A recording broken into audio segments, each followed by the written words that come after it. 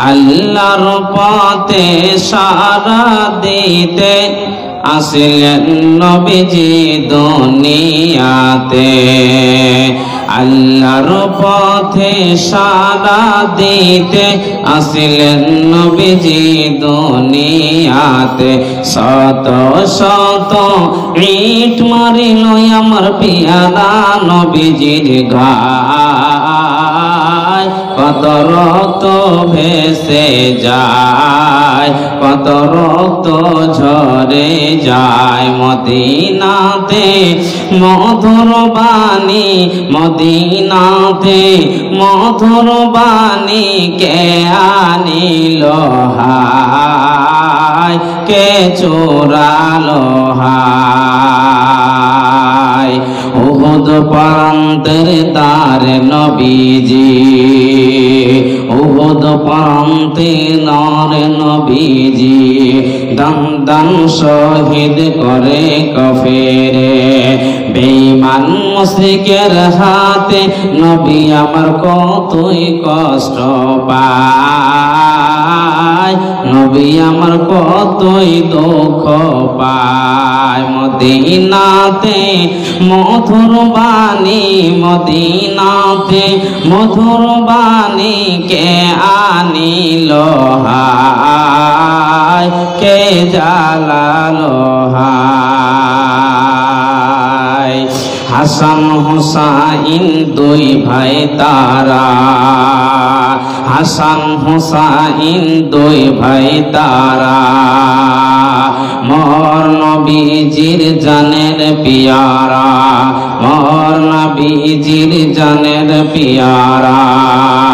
মা ফাতিমার কলিজার টুকরা শহীদ করবলায়, শহীদ করবলায়। মদিনাতে মধুর বাণী, মদিনাতে মধুর বাণী কে আনিল হায়, কে জ্বালালো হায়। মদিনাতে মধুর বাণী, মদিনাতে মধুর বাণী কে আনিল হায়, কে জ্বালালো হায়। শ্রদ্ধেয় সম্মানীয় আজকের সভার সভাপতি সাহেব, সামনে বসে থাকা দিনদার ইমানদার ভাই সকল, পর্দানাসীন মা এবং বোনেরা, সর্বপ্রথম ওই আল্লাহ পাক মহান রব্বুল আলামিনের প্রশংসা করি, যিনি আমাদেরকে বিশাল একটি ইসলামী সভাতে আসার সুযোগ দান করেছেন। তাই মহান মনিবের দরবারে অন্তর থেকে শুকরিয়া আদায় করি। সকলেই মহব্বতে আমার সাথে পড়ুন আলহামদুলিল্লাহ। এবং তারপর হাসান হোসেনের নানা, ফাতেমার বাবা, নবী মক্কি, নবী মাদানী, জনাবে মুহাম্মদ রাসূলুল্লাহ পড়ুন সাল্লাল্লাহু আলাইহি ওয়াসাল্লামের প্রতি কোটি কোটি দরুদ ও সালাম বর্ষিত হোক। আল্লাহুম্মা সাল্লি আলাইহি, আল্লাহুম্মা বারিক আলাইহি। ভাই আব্বাজান ধৈর্য ধরে বসে থাকেন, একের পর আমি টপিকের দিকে যাব আর আপনাদেরকে আরো ভালো লাগবে যত আসো। আশা করছি আপনার ঈমান পরিবর্তন হবে। আপনাকে বলতে চাই আজকে আমার বক্তব্যের বিষয় হচ্ছে উম্মতের প্রতি রাসূলের কি হক রয়েছে। একটুখানি ধৈর্য ধরে বসে থাকেন, দেখেন এর মধ্যে থেকে আপনাকে আমি আজকে কি দিয়ে যাচ্ছি। আপনি বুঝতে পারবেন যে আজকে আমার মূর্ছনা লাগা বডি, আমার ব্রেনের আজকে তালা খুলে যাবে ইনশাআল্লাহ। আপনাকে বলতে চাই, সবাই জানেন বিশ্বনবী জনাবে মুহাম্মদ রাসূলুল্লাহ পরম সাল্লাল্লাহু আলাইহি ওয়াসাল্লাম, সবাই জানেন শেষ নবী, আখেরি পয়গম্বর, যার পরে কোন আর নবী আসবে না, যার পরে কোন আর রাসূল আসবে না। তিনি চলে গেছেন, বিদায় হয়ে গেছেন, গত হয়েছেন 1400-1450 বছর হয়ে গেল। আপনার কাছে যদি টাকা পয়সা থাকে, একবার সোনার মক্কা সোনার মদিনা দেখে আসেন, আপনার ঈমান পরিবর্তন হয়ে যাবে।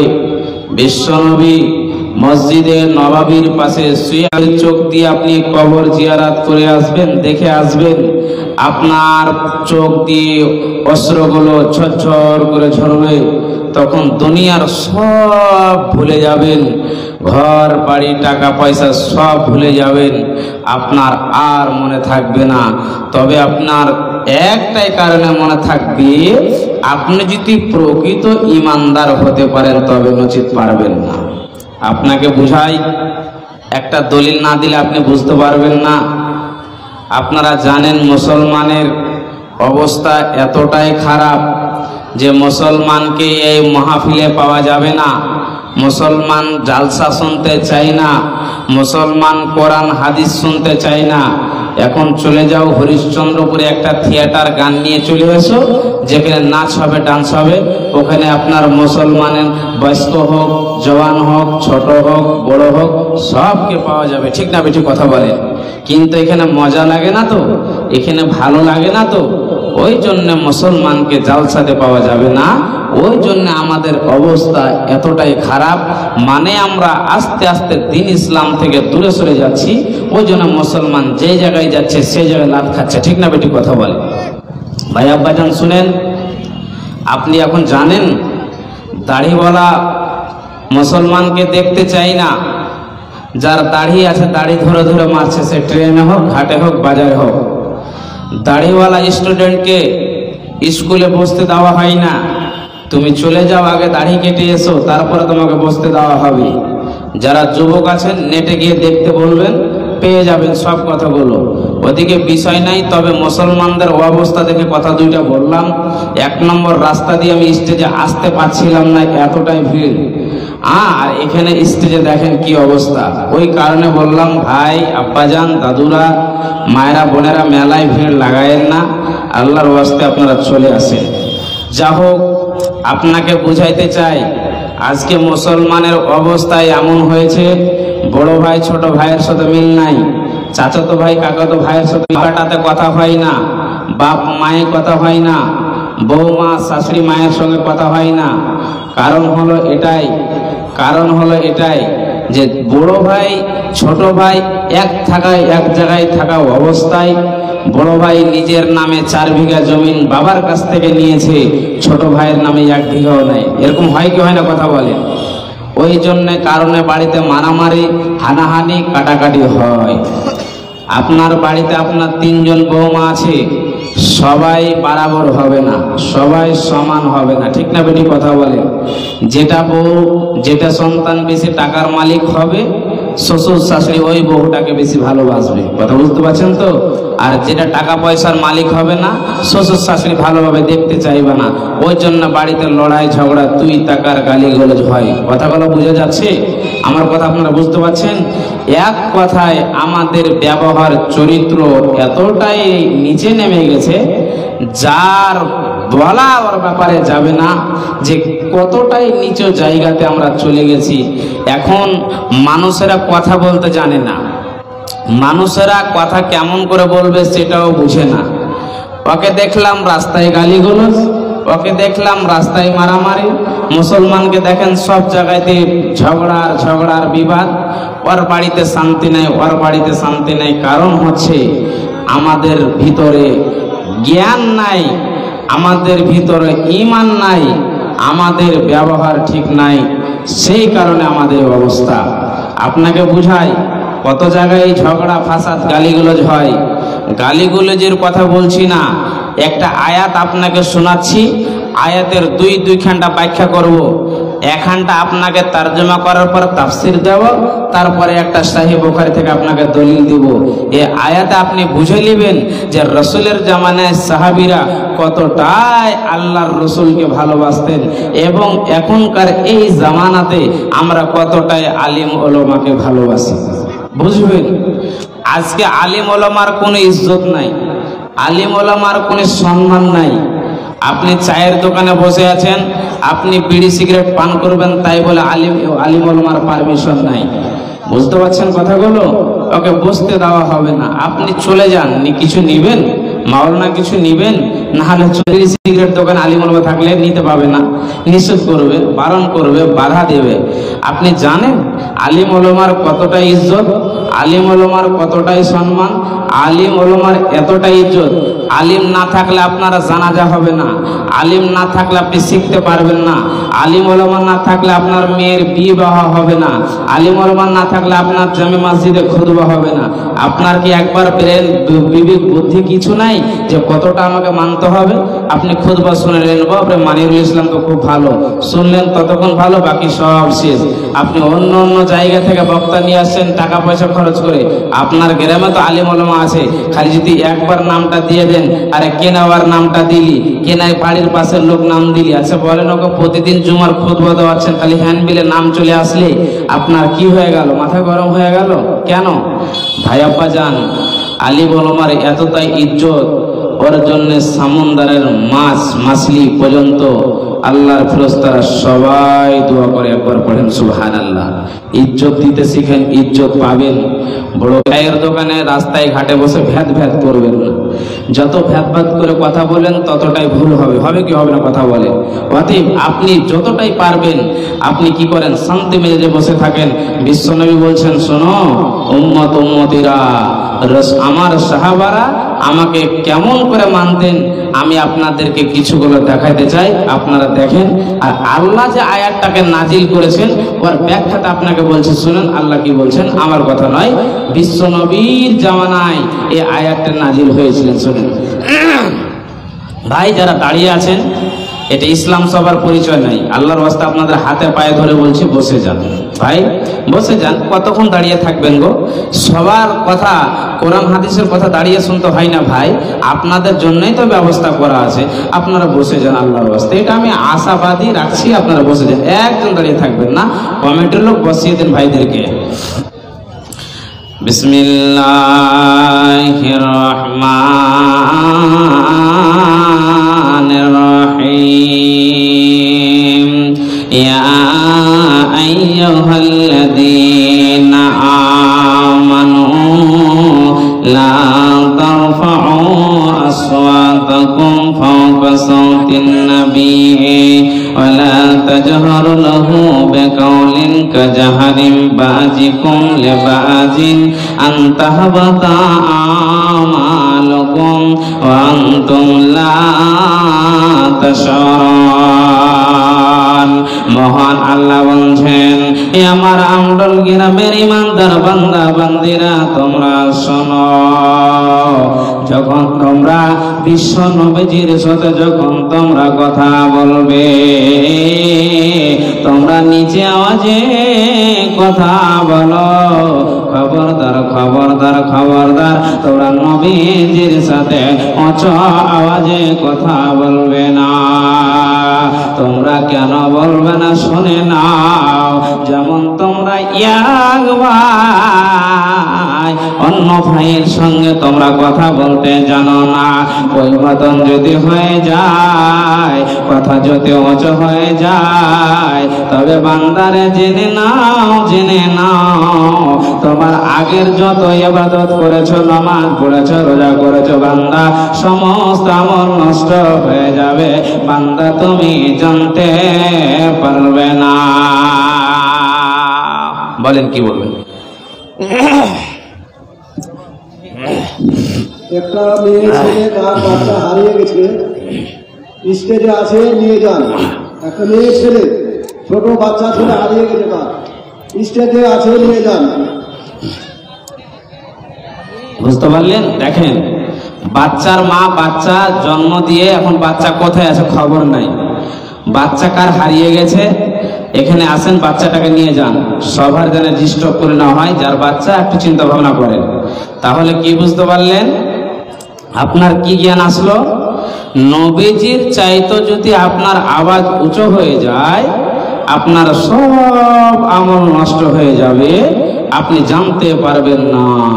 শুনেন, এই আয়াতটা কখন নাজিল হলো আর এই আয়াতটা কেন নাজিল হলো আমি আপনাকে বোঝাচ্ছি। শুনেন, আপনি বুঝতে পারবেন যে বিশ্বনবীজির সাহাবী হযরতে আবু বকর, হযরতে উমর ফারুক রাদিয়াল্লাহু তাআলা আনহু, তাদের ব্যাপারে আয়াতটি নাজিল হয়েছে। আপনাকে বোঝাচ্ছি, শুনেন। ধরেলেন এই মসজিদের ইমাম সাহেব আছেন, ইমাম সাহেব আমাকে উঠাচ্ছেন, আর একজন অন্যজনকে উঠাচ্ছেন। যতক্ষণ পর্যন্ত ইমাম সাহেবের পারমিশন না হবে বক্তব্য দেওয়া যাবে না, ওকে বক্তব্য দিতে হবে না। কেন? আমি যাকে জানি না, চিনি না, কেমন আলিম, তাকে আমি আমার মসজিদে বক্তব্য দিতে পারবো না। জি, জানা থাকলে আপনি দেন, না হলে কোনো অসুবিধা নাই। আর কেন এই আয়াতটি নাজিল হয়েছে এর ব্যাখ্যাটা শুনেন, বুঝতে পারবেন যে কাদের উপরে নাজিল হয়েছে। এখন চুরি করবেন, বেমানি করবেন, ডাকাতি করবেন, লুচ্চামি করবেন, গুন্ডামি করবেন, আপনার প্রতি কোনো আয়াত নাজিল হবে না। তবে জি, যেগুলো আয়াত নাজিল হয়েছে ওই আয়াতের পরে আমল করে করে আপনাকে জিন্দগি কাটাতে হবে। কথা বুঝতে পারছেন তো? ওই আয়াত ব্যাপার হচ্ছে যে একটু লক্ষ্য করে আপনি কথাগুলোকে বোঝার চেষ্টা করবেন আমি কি বোঝাতে চাইছি। আজকে সমাজ, আজকে আমরা এতটাই নিচে নেমেছি যে কোন একটা আদালতে ফায়সালা গিয়ে আমরা আলিম ওলামার কথা মানতে পারি না, ইমাম সাহেবের কথা মানতে পারি না, মডেলের কথা মানতে পারি না। এতটাই আমরা নিচে নেমেছি। কেন? আমাদের ইমান দুর্বল হয়ে যাওয়ার কারণে, ইমান আমাদের মূর্ছনা লেগে গেছে। ওই জন্য আমরা কোরআন হাদিসের কথা শুনছি বটে, আমরা লোড নিতে পারছি না। শুনেন, বানু তামিমের একজন কাফেলা আল্লাহর নবীজির খিদমতে এসে হাজির হয়েছেন।